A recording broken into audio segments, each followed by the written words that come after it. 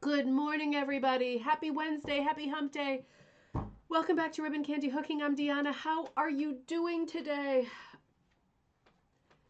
You'll have to ignore this, and this won't be on a lot on your screen. I am super sick. But it's our coffee time day. I was looking forward to getting together. I was looking forward to running a show. I figured this is as good medicine as sitting down on the couch and working on stuff, right? I'm still trying to get some serious stuff done. The pressure is not going away. There is still so much to do. Light at the end of the tunnel, though, and all of that. Happy Wednesday. I am glad to see you. I've got a bit of a potpourri of an episode today. I promise you I'm doing all of my nose blowing off camera, and with this kind of platform, I can't make you sick, so it's great, isn't it? I just didn't feel like putting any makeup on today. I didn't even feel like taking a shower today. That's the kind of dirtbag I am today. Kirsten, great to see you. Karen, good morning. Great to see you. Gayla in Missouri, happy Wednesday to you too. Linda, oh, it is rainy here too. Rainy in New Jersey. Hey, that's a sign of spring, isn't it? Spring showers bring May flowers. It better bring May flowers. It's been rainy like every day. Oh, thank you, Linda. We are both sick. Who cares? But I think Teddy was the source of getting us sick. He was so sick. That thing after, they sent him home from school when he was crying and all that. A couple days later, he got sick. And then he made everybody else sick. I was just hanging on, getting through the end of the book stuff and getting through teaching this weekend. And then I just physically caved in. But I took a COVID test yesterday and it was negative because it's been a few days now. And this is the weirdest kind of sickness. There must be a special name for it this time this year, but it is an unbelievably powerful bearing down on me kind of symptoms cold. But other than that, I feel okay. You know how sometimes when you're sick, and you have terrible symptoms, you also get the goosebumps on your back, and oh, you just feel. I don't really have that. It's just symptoms weighing right down on me, but it is tiring because I'm taking Dayquil, and yeah, it's fine. I actually feel fine. I was even thinking about going to the gym yesterday, and then I thought by the time it got to be the end of the day, I was like, no, you cannot present yourself at the gym looking like this. This is like terrible, terrible look.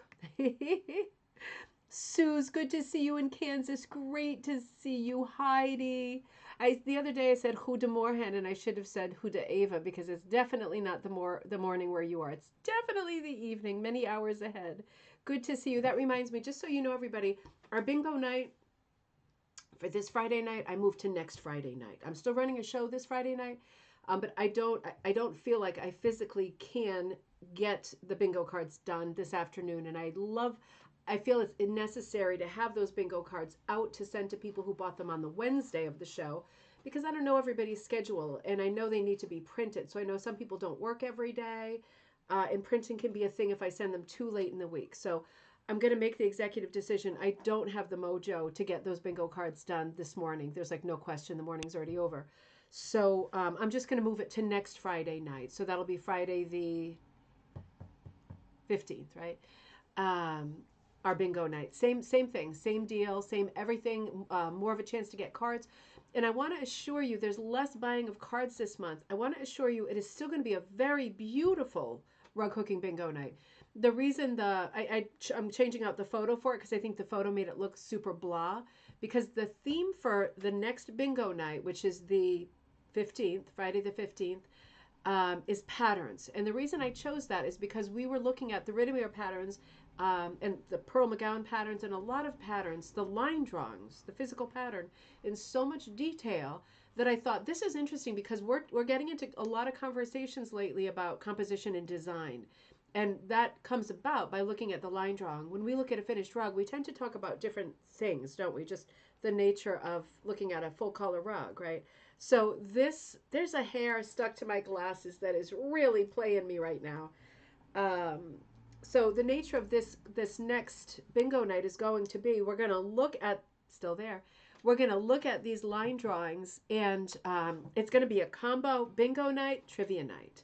So, for example, I'll flash a call. It'll be a call with Spin the Wheel of Fortune. I'll make the call. I'll flash that line drawing, and the first thing will be, can anybody guess whose drawing this is. Is it Pearl McGowan? Is it Heirloom? Is it Ribbon Candy Hooking? Is it Midwest Designs? There's going to be some hard ones, some easy ones. It'll be a lot of fun. So we're just looking at rug hooking in a different way with this coming bingo night. It will still be a beautiful night, and I will show a lot of full color images. But the nature of the cards is going to be that you're going to be seeing line drawings, which is just the bare bones of great compositions and great rugs. So I'm looking forward to that. But like I said, I have to get my project in for Green Mountain like immediately. And I have to get a couple more orders done immediately. And I just could not scramble and get that card done this morning. I keep getting worse and worse with how I'm feeling. Oh dear. Oh, I missed some greetings. I missed some buddies logging on. Heidi and Linda. Linda H. Good morning, Linda H. in Massachusetts. Doreen, great to see you. April, great to see you. And Aileen in Toronto, great to see you. Beverly, good morning. Beverly, let me know when you get that box. I sent it a couple days ago, I think, maybe 3. Doreen, great to see you. Lynn, good morning. And sunny Tucson. Crystal, I missed you. Good to see you. Dave, you too. I missed you. Even on cocktail night, I was wondering what you were eating. You weren't there on cocktail night, right? I'm not calling you out. I just missed you. You found a stash of wool. Tell us more. Is it possible to put pictures into that thread? It's not, is it? Well, that was a silly question, wasn't it? With all of the people we have giving us porn ideas, that would be what it would be used for, right? In most cases. Probably not. Dave, tell us all about your stash find. That is exciting. That is what we all dream of. Carrie, great to see you. You're going to pour yourself some iced tea. That sounds so good in Florida. Robin in Wisconsin, great to see you. How do you get the bingo cards and what is the prize? Carrie, so the bingo cards, the link for bingo night, it's on Ribbon Candy Hooking, but it's also on this video. So you'll see right under, I cleaned up all the text for this video. It took 3 seconds. I should have done it a month ago. You'll see bingo night, and there's a link to the Ribbon Candy Hooking page. The cards are $3 each. You get as many cards as you think you can handle, and you win whatever the collective amount is of those bingo cards. For example, if 100 bingo cards sell, then the pot is 300, and we divide it by the number of people who win, like the winning card. We have the mathematics of this down to a science at this point. And it seems like, knock on wood, every time it's one card that wins. So whatever the collective amount of that card is divided by the winners. I probably will, and I'll talk about this more on our bingo night, the 15th. I probably will. Thank you, Jill. Cat's Gallery, good to see you.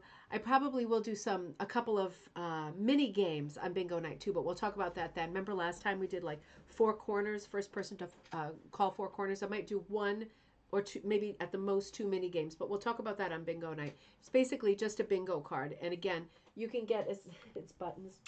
You can get as many as you want. You just have to cross the squares off as I make the calls. The cards are 16. We used to do the full-size card, but the evening just took too long. So he's worse than a cat. He's in, he's out, he's in, he's out. Good Lord. Yeah, so it's a lot of fun. Janice, good to see you. Oh, snowy morning, Janice. You're kidding. Last time you said that, I think I said, I'm sure it's the last one. And I hope I didn't jinx you because you're getting it again. I'm sure you're right. I won't say it. I hope you're right at the end of all of that white, fluffy nonsense, right?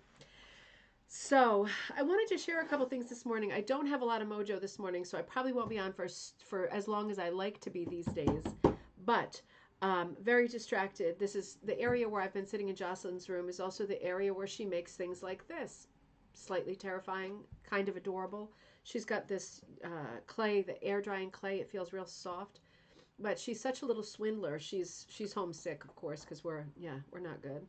But she's been bringing these things to school, and other children buy them. I didn't think that children were allowed to peddle stuff at school.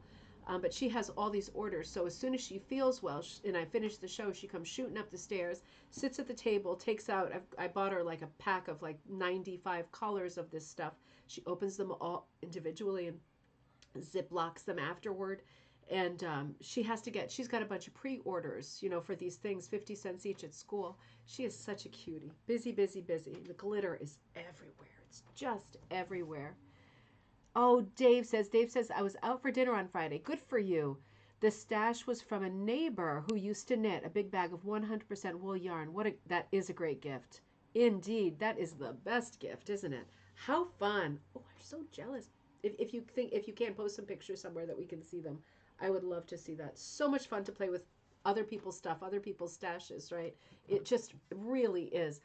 I have to post in our Facebook group. I shared with you one of that rug. Remember the bag lady rug I shared on Monday? I already took it down from this slideshow, but I'll post that in our Facebook group also, which is Rug Cooking and Punch Needle Club. That has me thinking.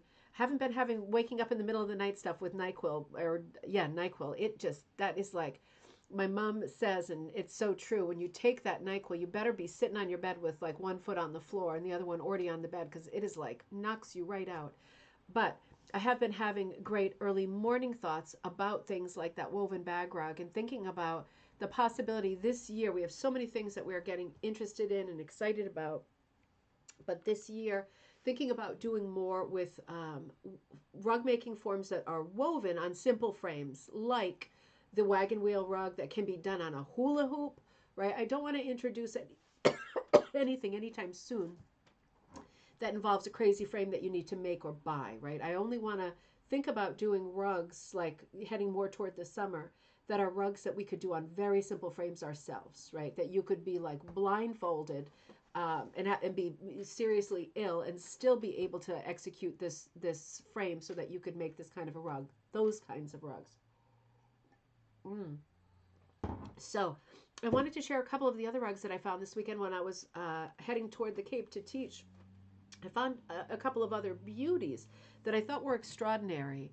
And let me share them here. So I just shared my screen. Hold on, I'm coming over to where some of these little buttes are. Let me just get down. I can only look at one thing at a time. This is a bad photo I took. This rug looked to me to be a 4-strand, right? So anything over 3 is considered a multi-strand. You know, and this is one of these rugs that is woven into itself. This is like a vintage antique rug. I would guess I should have taken a larger photo of it, but it was literally covered with a vignette of like cans. You know, I mean, you couldn't see anything. But it is an exceptional rug, and you can tell it's a multi-strand because there's more than 3 strands at work.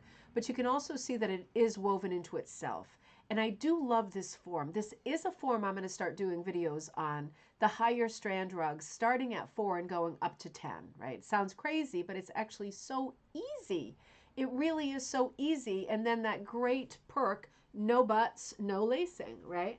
So this is just an example of one of those. I have it sideways here, but it was a beautiful rug. And you can see where the individual braids, you can see there's a distinction between the individual braids where they are touching side, side to side. You can see that it's interwoven into itself. And the way that that's done is so simple. And again, I'm going to do videos on it, but it's basically, if you can picture a 3-strand braid, just picture a 4-strand braid, right? It's still braiding. You're going over, under, over, under, over, under. That never changes. Even with 10 strands, that never changes. Over, under, that's it. So 3 strands, 10 strands, over, under, the same. But with those kinds of rugs, like the one we were looking at, when you do your, when you've got your working strand on your far right, and you're bringing it under, over, under, and by the last under, you're already at the edge of the last round, and you are literally going under and through, under, up, and through the corresponding loop, right? Maybe it sounds difficult, but it's not. Instead of just leaving it flat, sitting parallel after doing under and over, you're going under, and when you do under, you're going up through the loop that's right next to where it lands. And it lands pretty tight, as you can imagine, right? Because you're securing it as you go. So it lands real tight. It's not like it's flopping off the edge of the table and you got to figure out which the strand is and which the loop is. It's not like that when you're actually doing it. It just, you see it line up and you go, well, there's the loop right there. That's real obvious. I'd really have to have troubles if I couldn't identify where I'm supposed to put it in. And you put it in, and then guess what? Under, over, under. It's so easy, and it's so much fun. So that's something that we should be looking at together again, too, because you can do rugs that look so traditional and so pretty. You can frame up your rug hooking projects doing this style of rug, and you can see it looks complicated, and truly, truly it isn't. Not at all. So I found this little beauty. What else did I find? Let me see. Oh, I found a nice rag rug. Let me get this one down. That's the multi. Oh, I found this. Look at this. This is It's not a rug, but sorry. Sorry about that. I'm going to blow my nose. Be prepared. Well, I'll do a sniff. I'll do a sniff. I don't want to be completely gross on air. Overshot. We talk about this sometimes. This is a nice early form of weaving. People use these as coverlets, occasionally as tapestries, but usually as coverlets. Nice early American era craft. Overshot. And this is an example of 4-color overshot. I am so crazy about overshot. I think this piece was $4.75, something like that. I didn't buy it. I don't have that kind of. Oh, I'm sorry, 5 something. No, 4.25. 4.25. I just didn't want to spend that kind of money on something I wasn't going to place immediately. Um,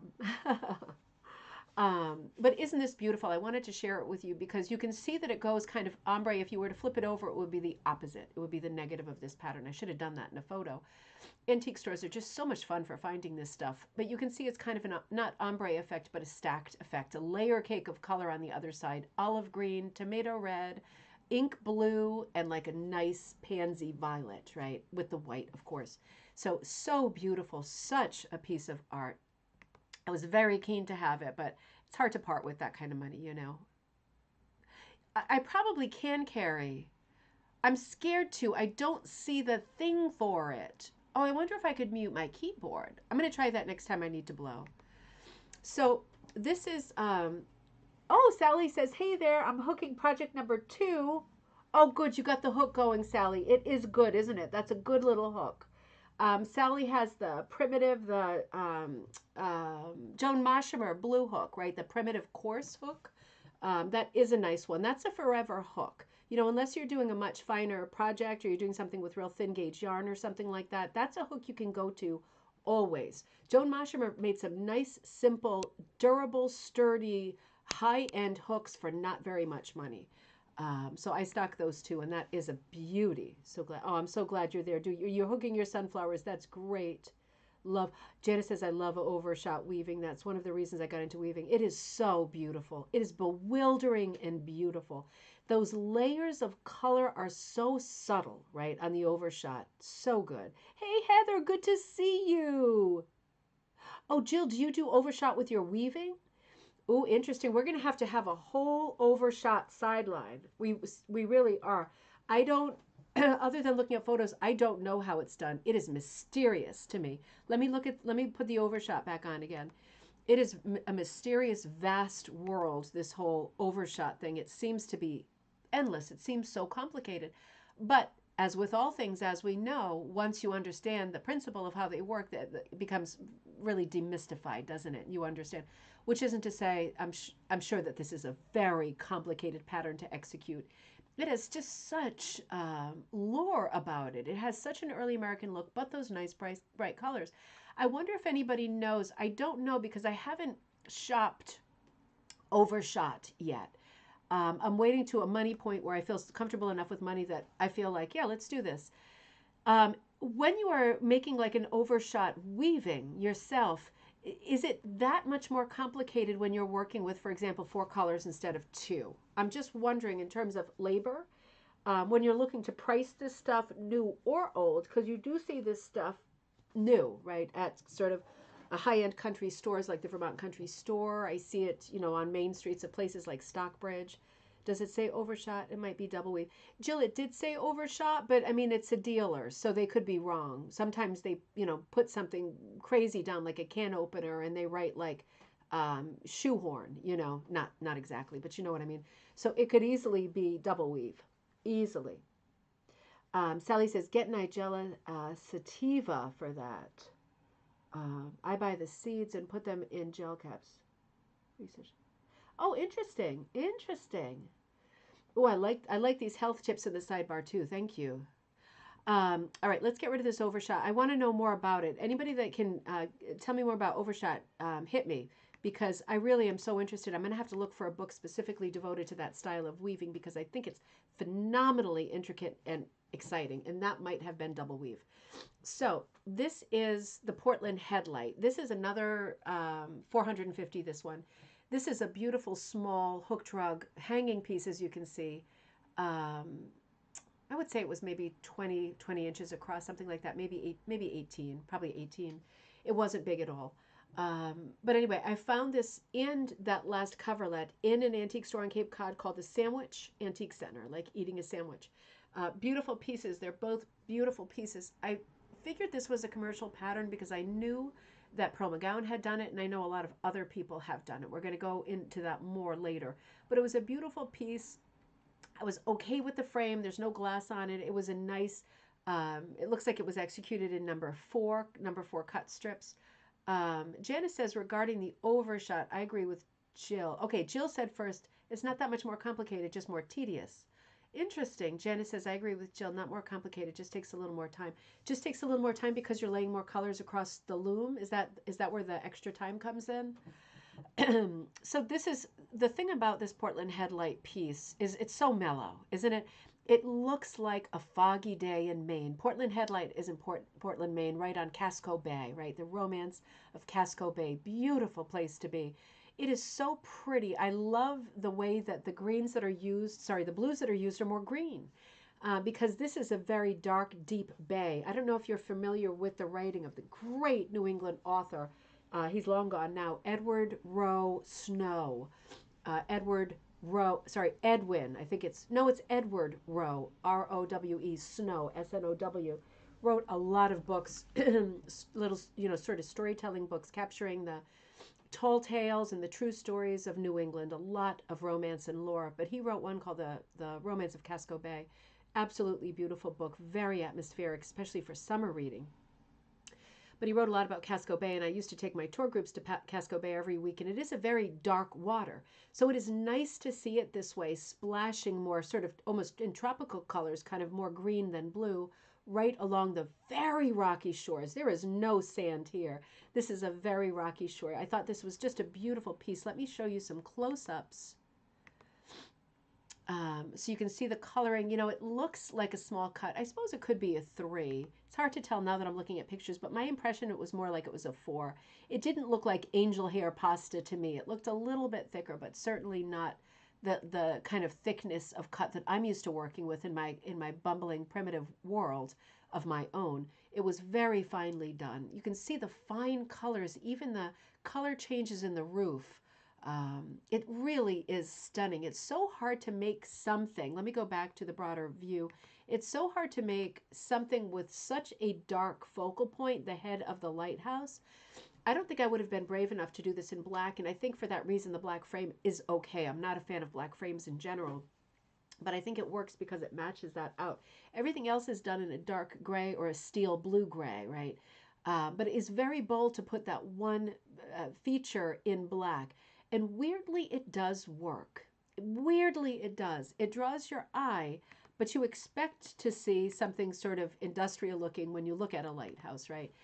This is more close up. You're seeing beautiful shades of purple, sage, celery, kind of olive browns. These are all cushion colors in the fineness, in the detail of the thing. I thought it was just beautiful. So I'm catching up on our conversation in this sideline. The extra time comes in the changing of the shuttles. I see. So the color changing happens when you throw it across. It's not actually the part that you, what's the word for when you string the loom or set the loom or weave the loom, or what's the word for that when you set it up? I have not taken weaving since I was in college, so that was more than 30 years ago. Scandinavian weaving on a big loom. That was it. I got to refresh my language here. And Jill says, overshot is a plain weave with a pattern over the weave with the plain weave providing the structure for the... I see. So that could indeed be overshot. That sounds a lot more like what you're describing. And you love the picture of the lighthouse. Me too. The sky is fantastic. It is. Warp. Thank you, Linda. Thank you. I know it's warp and weft, but is warp what you say when you're actually putting the top to bottom threads on, not the side to side where the shuttle goes, but the top to bottom? Yeah, weft, warp and weft. But the actual term for putting the strings on, like when you have to string it, is there a word for that? Just curious. I feel like it's eluding me. It's on the tip of my tongue. You dress the loom. Okay, so maybe dress is the word. Interesting. This is interesting. You know what else is interesting? I'm not going to do a close-up because I'm so gross. I saw this thing. I'm gonna order it. I saw this thing pop up on Facebook. You've probably seen this because I'm always late to the party. It is a tiny, tiny, tiny loom. It is called a mending loom, right? It's about an inch big. And what they show on Facebook, which is not a guarantee of anything, I also found the same product on Amazon, many varieties of it. It's like a little wooden back thing that looks like it's about this big, tiny, with a tiny little loom on top that flips up and flips down. And it looked like what they did was it's based on this little wooden round plaque of wood. You put it on whatever, your jeans, whatever you want to darn or mend. And then you put a rubber band around it. It must have some kind of a lip in it so it captures whatever you're trying to mend. And then you clip down the loom and you start running strings through it. Have you seen this, the mini mending loom? This thing was fascinating to watch. Maybe I had like, Dayquil, NyQuil, brain damage, but I watched that video like 50 times and I thought, this is amazing. Because when we talk about adding different textures to our rug projects and creating kind of, in essence, a collage, right? A collage of techniques, a sampler of techniques. I thought, this is unbelievable. I have seen samplers with this stuff done, this fine and tiny, on like 17th century samplers, right? But if you can indeed do this, and this is not a trick of the internet, this would be an amazing purchase for under $20, right? So I'm going to order it and see how it goes, and I'll demonstrate it, and I'll bring it on to coffee time, and we'll look at it together. Because if you can clamp that thing onto your backing fabric and add some detail that way, man, you could hook right around it, right? Every area that wasn't already mini darned, we got to come up with a better word than that if it turns out to be a winner. You could hook everything around that, and that we would be talking about a game changer at that point. It is a very fun effect. This is new to you. Oh, Heidi, the weaving part is new to you. This is the stuff on like a loom, because I know weaving's not new to you because you're from Belgium. Well, Heidi's from Belgium, where lace is really the thing, isn't it? The most beautiful lace is the thing. We're gonna have to come up with the right words. Beverly, good to see you. Oh, Sandra says you can see those mending looms on YouTube. Interesting. I'm going to look and see if it is consistently, because it got good reviews on Amazon. It got very good reviews. And I thought this could I'm going to get me off the camera because I am bad. This could really be something fun for us, because you could clip it right onto your monk's cloth or your linen, weave right over, and then, like I say, hook around. You could put a border. Well, let's talk about it when I get it so that you can all visualize, because it really was an astonishing thing to look at. The mini thing. Heidi, I'll send you a link, and I'll post a link because it's new to me too. It's a darning tool. Yeah, Carrie, it's a darning tool.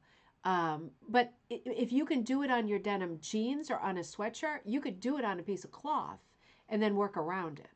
It's very cool. We'll talk more about that. I'll order it on Amazon. Maybe it'll even come tomorrow. All right, so let's see. We did the overshot. We looked at the headlight. Let me do, so beautiful Portland headlight image. Let me show you one more image before we wrap that conversation up. I went on to Cushing just now before the show, and I found their Portland headlight. But this to me does not look the same as the one we were just looking at, right? This looks completely different in terms of being a composition. So it makes me wonder, I'm sure that was a commercial pattern we were looking at. But nonetheless, I'd be curious to know whose it was, because it's definitely not Cushing, because this is the Cushing. It's out of focus on the website. But this is the one that they show, Portland Headlight by Pearl McGowan, 28 by 44. That was not what we were just looking at. It was much smaller. And let's look one more time. It is a completely different composition. It's still the headlight, right? From the same view. This is the money shot of this light. But it's much further back, and the rocks are handled completely differently, and there's a lot less of the house showing than there is here. So I thought, oh, interesting. Another thing for us to think about and search for. Now, this is a rag rug style rug. I have got this sideways because I wanted you to see the picture a little bit bigger. This rag rug is done. I'm going to show you two more photos of this. It's a circle. Let me show you the better photo first, actually, because then you can lock right in. Let me see, rag rug. Could this be it? Nope. Could this be it? Yes. So this is what it looked like when I approached. It was a vintage clothing stall at the Four Echoes Antique Center in Seekonk, Massachusetts, right over the Rhode Island line into Seekonk, Mass. And I walked into the stall that was kind of repurposed, redone clothing. And I was interested in the clothing because I'm always interested in what people are doing with any textile. And this was on the floor, and I thought, oh, look at that. Now, this rug is a Jack the Tripper rug, right? Remember Jack Tripper from Three's Company? This is one you are guaranteed to trip on. But as an accent rug or something on a table or something on a wall, it is fantastic. As you can see, the style of rug has a lot of texture. It has a lot of height incongruities where that's where the tripping comes in, right? Oh, hi, Marilyn. I bought that. Marilyn says, I bought that little mending loom, but I couldn't figure out how to set up the threads. I wish the video was slower.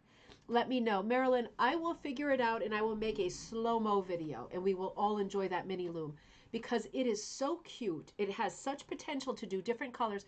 Marilyn, do you think you could, were you putting through like sewing thread or DMC embroidery floss? I'm wondering if you could also put through like Valdoni or even like single strands of Persian wool from needlepoint kits that you find at Savers and Goodwill, right? In theory, these are all things. Can you imagine if you can use that little stinker to put a border on something for your rug hooking, little mini loom square after, look, tiny miniature wovens using Persian wool. Imagine that. Imagine that.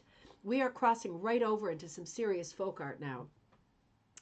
So this rug is truly beautiful. That's a mirror reflection. There was a mirror on the floor. I'm just showing you the larger picture so you can get a feel for the dimensions of the thing. It's probably 2.5 feet across, but it is bulky, right? It's a bulky thing. So let's look closer again. So she has loomed it on a homemade loom, right? Just like pinning or nailing in place. She might have even done this on a hula hoop. It's not impossible. It's a circular rug, right? So it's not impossible that she used a hula hoop as a frame. I think she must have had to, or maybe not. I was going to say mount it on something. It's irregular enough that maybe she just did it on a hula hoop and didn't need to back it on anything else for support. Weavers, feel free to chime in there.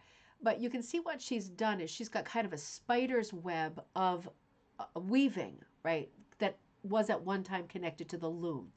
And she was able to introduce different weights, different textures, completely different fabrics as she went around, like a spider working from the inside out. And you can see with that strip of red, it's like a whole t-shirt. It looks like she maybe cut it in half, but almost all of it is there as one piece.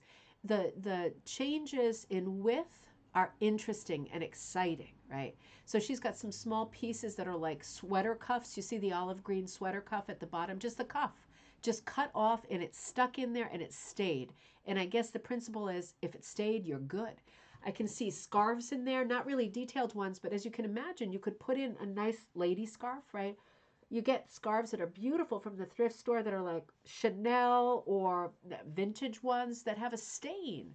It's easy to get a stain when you're at the counter of the department store restaurant in the 1950s and your ends of your beautiful silk scarf accidentally went into your soup, right? And then you don't want it anymore and it's going to get thrown out. You find those soup scarves in the vintage stores that cost nothing, that cost cents. Carol, good to see you. Carol says circular weaving, you can do it using embroidery hoops. Oh, okay. So if you have a big enough embroidery hoop, Carol, thank you. That's great info. You don't have to go as big as a hula hoop. Great info. Good to see you too, Carol. I miss you. So yeah, you can even introduce scarves and things like that into this kind of a composition. Heather says Mission cross looms are wool mini mending looms and they have videos how to use. You follow them on Instagram. All right, I am late to the party. We're going to talk more about this and I'll try to do some for people who are like me who need it super slow. I'm going to be doing some super slow videos once I figure out all the ins and outs and I figure out what all the possible substitutions are so we know the full range of this thing as a tool that we can use in our bag of tricks to accompany all the other tricks we already have going. Heidi says we're getting rid of the spokes. Yes, Heidi. So with this kind of weaving, whether you're doing, I'm going to come way back, but I'll come back to you. Whether you're doing your weaving, like when you do a wagon wheel rug, you do it in a giant hula hoop. It looks like a wagon wheel. That's why it's called that. With all your strings going out to the edges, same thing as what Carol's describing, but the smaller hoops are like embroidery hoops, and you're still weaving the circles out like a spider web, and then you're literally putting your material starting in the center. The center has to be quite stable, tight and stable. but then you're literally putting your whatever you choose, whatever fiber you choose, in and out, same principle as braiding, in and out of all of the strings that you use to attach to the outer edge, right? So an embroidery hoop for you, Heidi, where you are, is very easy to find. For us here, embroidery hoops are at the craft stores. They're at the big craft stores and stuff, right? Anything that's a big circle you could use. And then you end up cutting it off, right? So it's not like it's going to spoil the thing that you have. Carol, I wonder if you were to use, they have really large embroidery hoops, really big ones, like bigger than the bigger ones you can think of that are for quilting, right? Carol, I wonder if you did, or if anybody can answer this question, if you did use an embroidery hoop, could you leave your piece on the embroidery hoop and have a built-in hanger, have it framed, per se, just put it up on a nail on the wall? Would that work, or would that be a problem? I haven't done that, so I'm wondering if that could be something, a time saver, right? So let me move away from this one. Let me show you one more image of this particular rug. No, I think that was it actually, because that was the main one. And then, yeah. So I thought that was, oh, no, back to the headlight. I thought that was an extraordinary rug. I thought I had one more of that. No, wait a minute, maybe I do. There we go. So that's a little bit closer up, but same thing. You can see what's going on. It's obviously not a precise form of weaving, is it? This is not something you would find on the wall of a chateau in the Loire Valley. This is modern rag weaving, right? This is modern rag rug making. It is perfectly viable. It is bohemian. It is artistic. It is a great green way to use your materials. It's a fun way to experiment. It could also be the frame on something else. It could be part of something else. Is that definitely a thing, Sandra? That is good to know.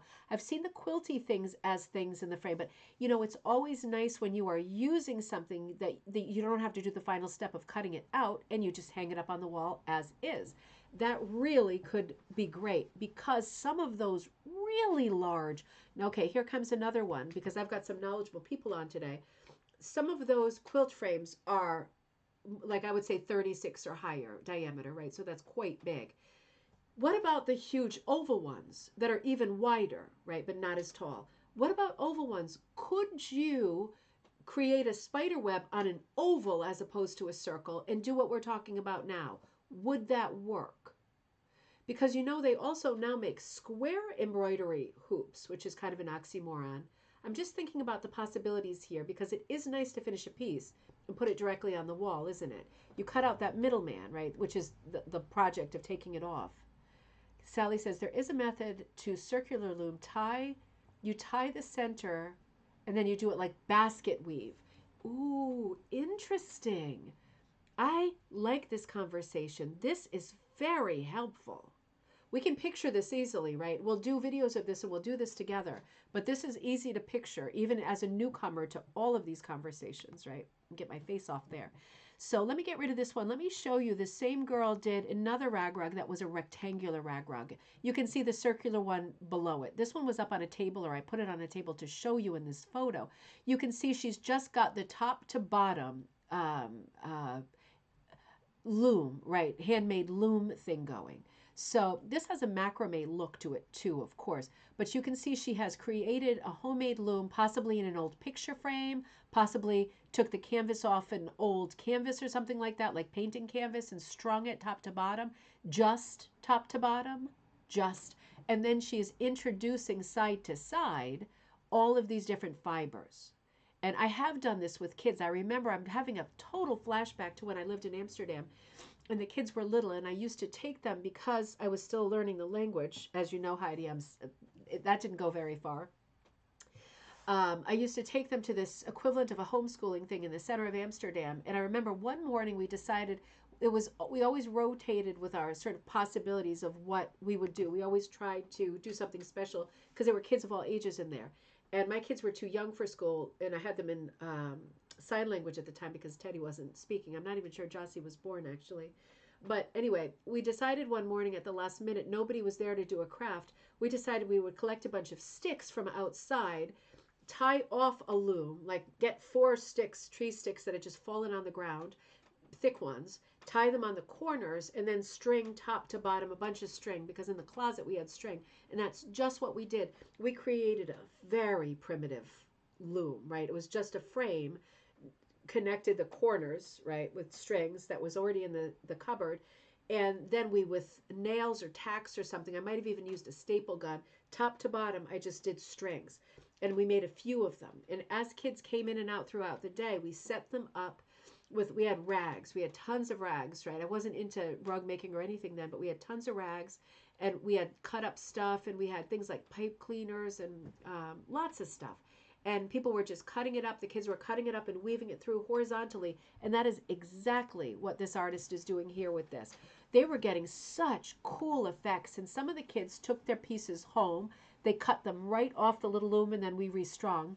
They took them home and they said, oh, we're going to put in like metallic colors. We're going to put in metallic pipe cleaners in between, right? We're going to string it in after the fact. A lot of kids had great inspirations for attaching like artificial flowers and stuff. It was a lot of fun.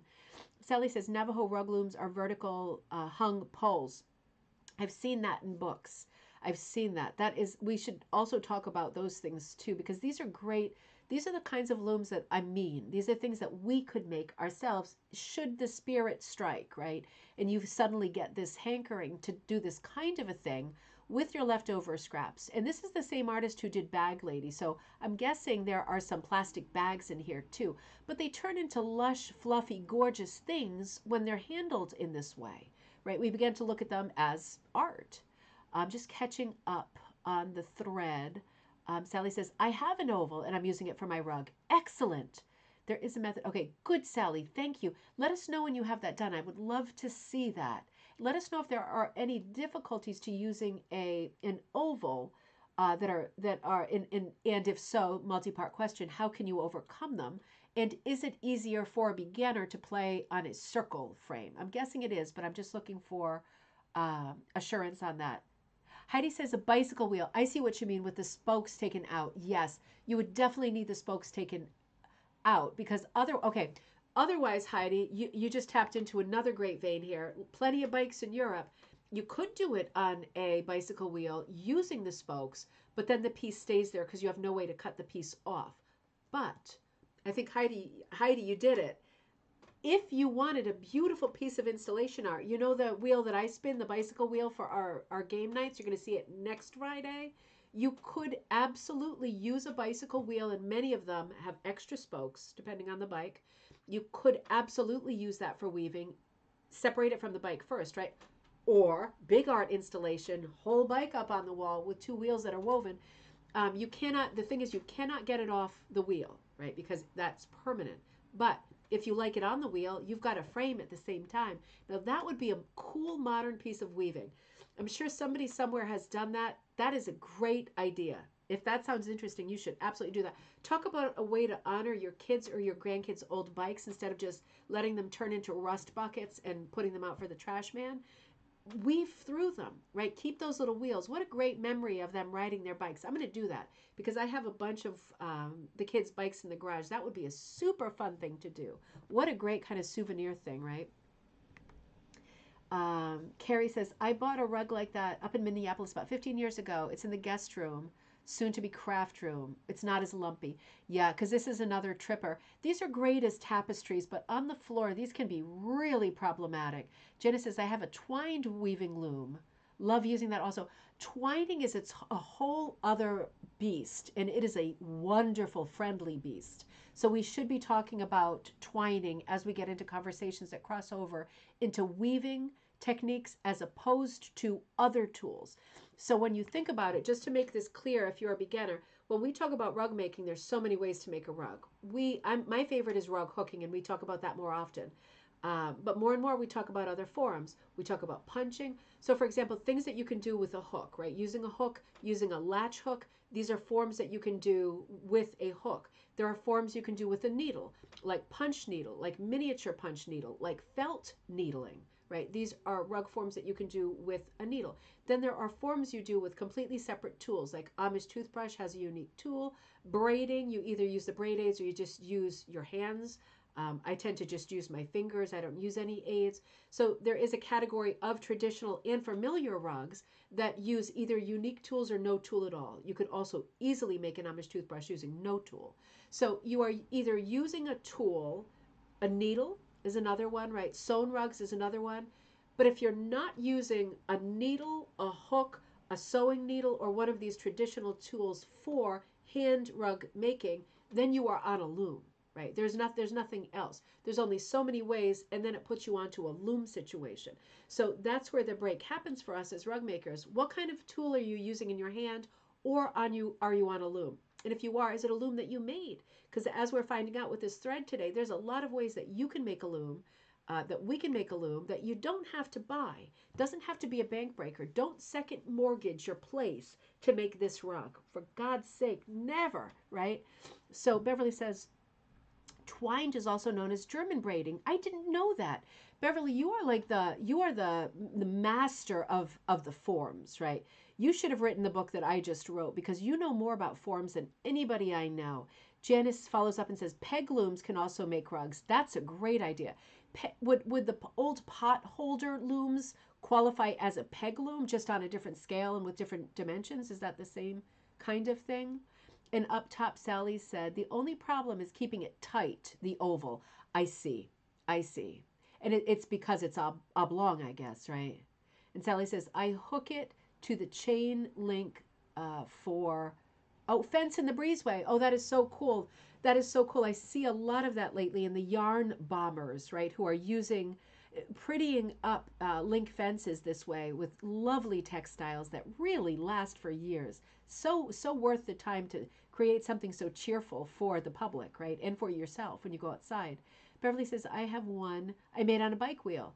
Did you take this? You took out the spokes. So Beverly, can you describe that if you have time in the comments? Did you like literally cut them with like metal cutters afterward and that's how you removed it? And then it would be a one-hit wonder. Then you would have to throw away the tire part, right? Because the spokes are out. Heidi likes it. Heidi already saw that comment. She likes it. Great. Okay, I'm all caught up there. So let me move on here. See, the thing is with these episodes now, the reason they're long is because when we get going, we really get going. And we are all such sharers here with information that I absolutely love these conversations. I learned so much. This is a close-up of the same rug, and you can see the kinds of materials she's putting through it so much. And you can see how she's not being precious or very careful about the lumpiness or about where they come up. It adds to the sort of wild and crazy bohemian look of it. I think it is an asset, not a drawback. This is the back of the same rug. So she has it on a string loom and she has backed it with a piece of burlap. This looks like a new old burlap rug, right? This isn't an old burlap, sack. But this is a new one. And this is a good solution, or burlap from the craft store is a good solution. Jenna says pot holder looms are more of a frame type loom. I'm going to have to check out the peg loom. That sounds very good. I think we're all going to go on a rabbit hole hunt this afternoon. What do you think? Beverly says, I just took the tire off, so I only use the metal wheel. I use a pair of pliers and pop the spokes out. Interesting. Does that mean that you can pop them back and reuse it? Sally says, I hook it to the fence. So Sally's talking about the pieces outside that she hooks to the chain link fence. Sally says, I hook it to the fence while working on it. Oh, while working on it. You sit in the beach chair and hook. That, oh, I would love to see a picture of that. That should be on the cover of a magazine. That is so cool. That is so cool. You know, that reminds me, this is a long episode again, and I have a couple more things I want to show you. That reminds me, I really feel there's so much I need to do, and I'm always behind, but I really feel that we need to put a periodical together as a group. I still want to do the stamp thing for next Christmas. I want to put together a recipe book that's for our group, all our different places, all different rugs. But I also feel with all of the knowledge that we have, we should be putting out a periodical. And I've been looking at other print I'm thinking about the Wall Street Journal as an inspiration, of course. But I'm thinking about the kinds of print on demand things that I accidentally order all the time. Some of them are undersized, just a little bit undersized, nice format in your hand, right? Oversized paperback, not super thick, cannot be that much to produce because they're not that much to buy. I'm thinking, let me put some work into this because I feel like we should be putting out as a group at least a quarterly magazine where we brainstorm ideas. And you know what I'm going to want on the cover of the first issue, Sally, is a picture of you in your beach chair making that textile, that weaving in the side of the fence, right? I want it to be all about rugs textiles, right? Just we'll define that a bit better, a bit cleaner. But I really feel like we should be doing this because not everybody watches Coffee Time, Cocktail Time, and I feel like we should have a hard copy of all of these great conversations, put it all into a crucible, burn it down, put the best information into issues so that people can get it when they want it, and it will help so many people find new passions, find the answers to questions. It'll pass along information about doing that otherwise you have to buy a $35 book to figure out, right? This would be so helpful. It's really something that we should figure out how to do together. Yeah, I agree. Oh, Sally, do it. I have to see it. She's going to make a video this afternoon. So this is another image I want to show you. I wanted to show you a bunch more today. I think I will. I'll just go real fast. So this is a piece by our buddy Margaret Arraj from Mill River Rugs. This is one of the ones I didn't get to last week. And this is based on a Connecticut bed rug. This is called Connecticut Cabbages. And again, it's based on a bed rug. And the reason I didn't want to skip over this piece is number one, because I love it. Number two, I want to remind you, if you are anywhere in the area or there's any way you can get to us, on April 22nd, I think it's Thursday, April 22nd, in Old Lyme, Connecticut, at the Florence Griswold Museum, we have our group tour of bed rugs. Scarce as hen's teeth, these bed rugs, and these exhibits on bed rugs come up every few decades. This is the one. So if you can get here, get here. This just reminded me of it. I'm also putting together a collection of bed rugs that we can hook. So I'll be introducing them into the Ribbon Candy store. I'll be putting up a free one for sure for Patreon members. I'm hoping to do that this week. We'll see whether the cold actually kills me or kind of retreats a little bit and gives me more of a chance to live. To live. I would like to live again. So let me come back to where we were and let's look at a couple more things really fast of Margaret's just to end out that conversation. I just want to share a couple more things that I had left over from the last two episodes. So, for example, this one is called, hang on, I'm getting there. No, that's not what it's called. It's called Fruits of the East. This is one of my favorite of her rugs. It has the look, certainly of an Eastern rug, right? Of a prayer rug for me. It has the similar cabbage roses to cabbages that we were just looking at in the Connecticut Cabbages bed rug in the last slide. Fruits of the East is 29 by 44.5, and the source is a handkerchief, an Ottoman Empire handkerchief. I absolutely love the cabbagey feel of the border. This is actually on its side. It's supposed to go top to bottom, but as usual, I'm trying to make it bigger for you so you can see it better. I don't know if these are apples or pomegranates or what, but it's some kind of fruity thing from the East, so probably not apples. I just love this inner motif. I love the repetition. It's like a cart broke off the back of a donkey or something, and these little fruits spilled out all over the stone ground, and it is just such a charming image. It's so colorful in image. I thought this one was just beautiful. I didn't want to slight you by not looking at it. Here's another one that could change your life. This piece is called Blackbird. It's 23 by 34. The source is a McMurdo woodcut. McMurdo, M-A-C-K, one word, M-U-R-D-O. Now, this is an artist that I'm going to be referencing here. His name was Arthur Heygate, Heygate, one word, Heygate, McMurdo. And his life was between 1851 and 1942. So he is out of copyright. He is public domain now. He was an English architect and designer. This is just the very kind of person that Margaret pulls from, right? We've seen a lot of English architects that she's pulled from in her rug designing, and McMurdo is one of them. He belongs in this group of the best. He is from the arts and crafts period. A lot of his work would be very familiar to you. I think I had trouble finding, because of this new internet thing where you can't cut and paste every picture. There were other McAdoo woodcuts and art that were online that I just couldn't put into the slideshow because the images were locked, right? And as they probably should be, because always a huge thank you to the sources, but it doesn't help them, right, with their finances. So they lock a lot of stuff these days. This chair was unlocked. This is a McMurdo chair. So you can see, while this is a woodcut, right, you can see the same kind of silhouette quality. Hold on, I'm going to sneeze. Sorry. I'm scared to mute. I'm scared I'm going to screw things up. I'll try at the end of the episode just in case I'm sick next time. This is a McMurdo chair, and you can see the thrust of it is that heavy, blocky silhouette. Here's another McMurdo chair. This is based on one of his textiles. Beautiful repeat pattern, right? Almost Celtic in its feel. And one more chair right here. Also McMurdo. This is my favorite. I mean, it's so crazy, isn't it? Super Art Nouveau chair. Again, McMurdo. So this is another name that you might want to look up. Mac, like a Mack truck, MURDO. Lots of inspiration, lots of copyright-free inspiration there. Here's another of Margaret's rugs called Paston Mat, P-A-S-T-U-N Mat, based on a tray cover. So the word Paston, if you're not familiar with that word, other words that are sort of shapeshifters for the same word are Pacton and Pathan.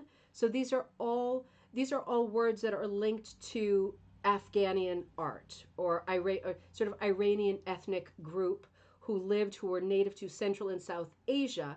They are known as the Pashtuns, but again, we are not consistent with that word. They have a long lineage, societal sort of cultural work, and extensive art motifs like this one. So color-wise, Heidi, this is completely, I love the colors too, completely different than, well, not completely different, but it's much brighter. This is more of a Margaret palette than a Pashtun palette. There are examples of other Pashtun work that I'm about to show you. The most common type of Pashtun art that we see are tray covers, right? So for serving. So this is just something that people did and people made, and they are more readily available. Let me show you an example of Pashtun art. I have two examples that are currently on Etsy. Wait a minute, let me get rid of the first. Sorry about that. Here's the second one. This is $185 currently on Etsy. So this is actually an antique Pashtun piece. It's not as, I think, vibrant as Margaret's piece, but this is an embroidered piece. This is a tray for a tray or mat for a tray. And you can see that there's fringe involved here too. Again, currently on Etsy, search for Pashtun, P-A-S-H-T-U-N tray. You will find this one, and you will also find this one currently on Etsy. This one is a little more elaborate, a little bit more embroidery. Again, a Pashtun tray. So whereas Heidi got inspiration for the piece that we just looked at here, you could get inspiration from any Pashtun tray, right? These two that we just looked at. Real similar. So interesting. So that is that. Let me catch up with let me come back to you, horrible though it may be. Beverly says, I'm loving all these comments. Me too. I'm new and I haven't tried my first project.